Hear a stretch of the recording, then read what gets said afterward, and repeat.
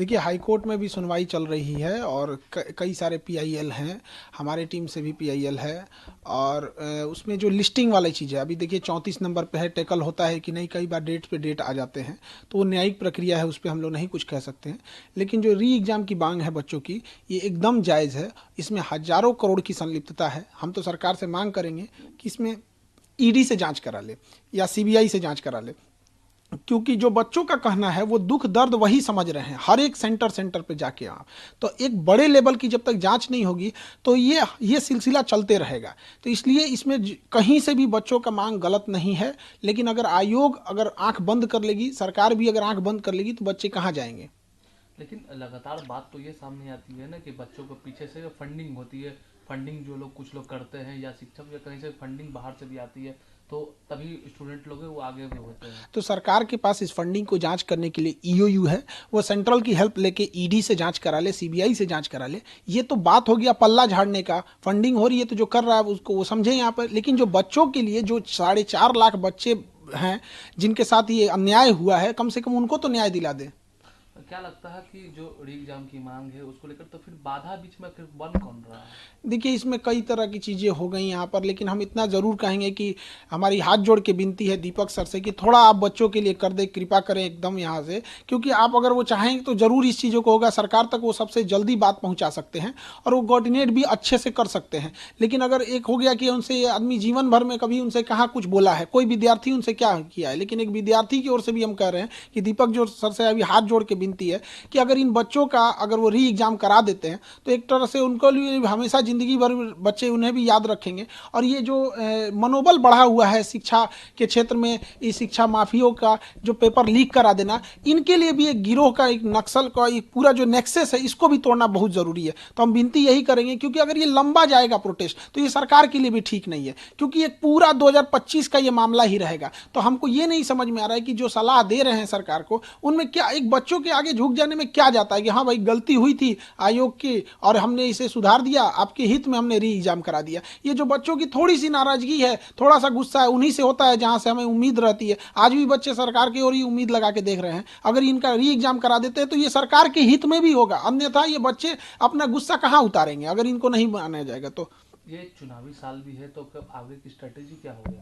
देखिए, अब ये तो बच्चे इतनी बड़ी संख्या में जो इनके साथ अन्याय हुआ है, अब ये बच्चे लाखों की संख्या में धरना देने जा रहे हैं। अब इन बच्चों का कोई राजनीतिक लाभ उठाएगा तो इसमें क्या, ये बच्चे क्या करेंगे, किसी को थोड़े भगाएंगे सब यहाँ। तो लेकिन अब राजनीतिक लोगों से भी या बच्चों से भी कहते हैं कि ये आंदोलन शुद्ध रूप से बच्चों का था। विद्यार्थियों लोगों से भी कहते हैं कि शुद्ध रूप से ये विद्यार्थी का ही आंदोलन होना चाहिए, तभी जाके हम लोग की सफलता मिलेगी। क्योंकि डायरेक्ट जो अगर देखेंगे स्टेक होल्डर तो बच्चे हैं, इनडायरेक्टली हम लोग हैं, क्योंकि हम लोग उन्हें पढ़ाते हैं। उनके साथ अन्याय होता है तो हम लोग उनकी आवाज़ बन के एक संगठित कर देते हैं, लेकिन इसका डायरेक्ट स्टेक होल्डर वो बच्चे ही हैं।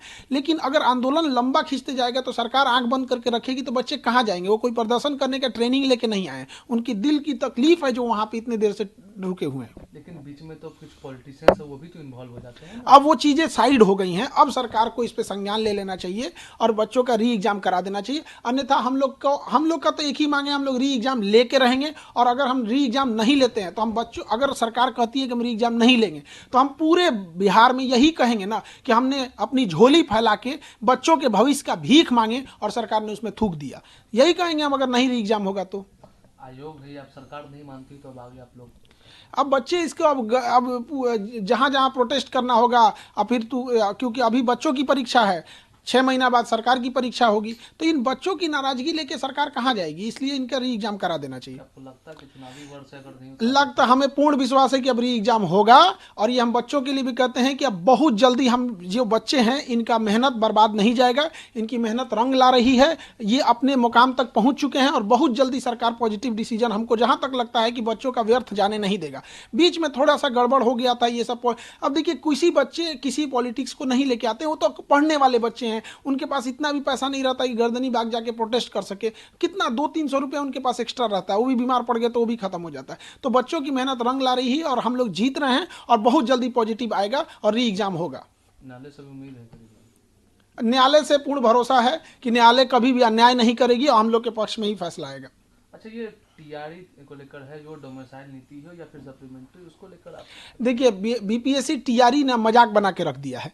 पहला कि एक जो डोमेसाइल है, तो बीपीएससी को क्लियर करना चाहिए कि वो बीपीएससी अपने प्रेस कॉन्फ्रेंस कहती है कि ये जो प्रोटेस्ट किए थे उन बच्चों का इतना नंबर है, इतना रहने वाले हैं। जब आप इतना बता पाते हैं तो आप डोमेसाइल में भी बताइए ना कि कितने % ऐसे बच्चे हैं जो out of the state select हुए हैं। इसमें एक बाहर जो परसेप्शन बन रहा है उसको आप क्लियर करिए कितना % है। वो एक बार करते हैं हॉरिजेंटल वर्टिकल आरक्षण लागू करेंगे, ये जो सचिव जी हैं ये पूरा उन्हीं का दिमाग है। ये एक बार आप सचिव जी का भी इंटरव्यू लीजिएगा, सत्य प्रकाश जी का, वो आपको बताएंगे कि क्यों वो जबरदस्ती बिना मतलब का एक जगह का हक दूसरे जगह मार रहे हैं।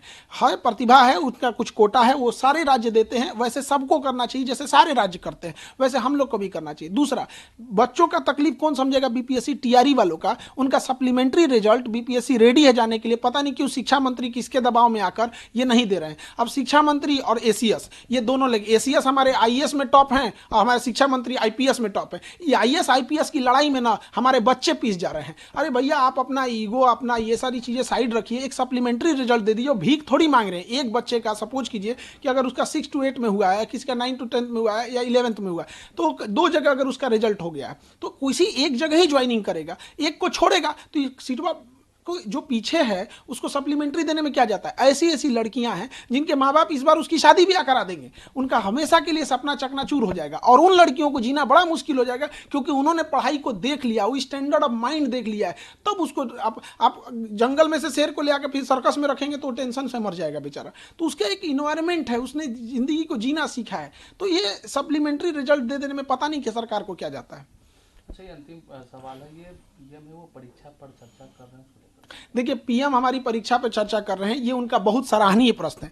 लेकिन पीएम साहब बैठते हैं दिल्ली में और वहां से हमारा बिहार बड़ा धुंधला दिखता है। हम परीक्षा पे चर्चा करके और परीक्षा देके क्या करेंगे कि यहाँ सीटें बेच दिया जाए, परीक्षा ही में ही धांधली करा दिया जाए। हम लोग तो कह रहे हैं कि भैया री एग्जाम ले लो। तो पीएम मोदी जी से भी विनती है कि थोड़ा बिहार को भी देखिए, वहां से धुंधला दिखता होगा, अपने ही जांच करा लीजिए। यदि हम कह रहे हैं कि जांच अगर बड़े लेवल की जांच करेगी, सीबीआई, ईडी, अगर इस सब बड़े लेवल की जांच होगी तो जरूर इस चीज का पूरा भंडा फूट जाएगा और एक पूरा नेक्सस सामने बाहर आ जाएगा कि कौन इसमें संलिप्त है। जो भी विद्यार्थी है, जो भी शिक्षक है, अब वो उन हम सबको पता है कि इसमें धांधली हुई है, तभी हम लोग इतने बुलंद आवाज में कहते हैं सीबीआई जांच करो। वरना कोई कहे कि जो लोग संलिप्त हैं या सरकार से ही कहते हैं कि आप क्यों इस चीज को एक ईगो पे लेके बैठे हैं। बच्चे हैं, आप ही के बच्चे हैं यहाँ, तो मान लीजिए इस चीज को री एग्जाम करा लीजिए, उन्हीं के लिए अच्छा रहेगा ये चीज।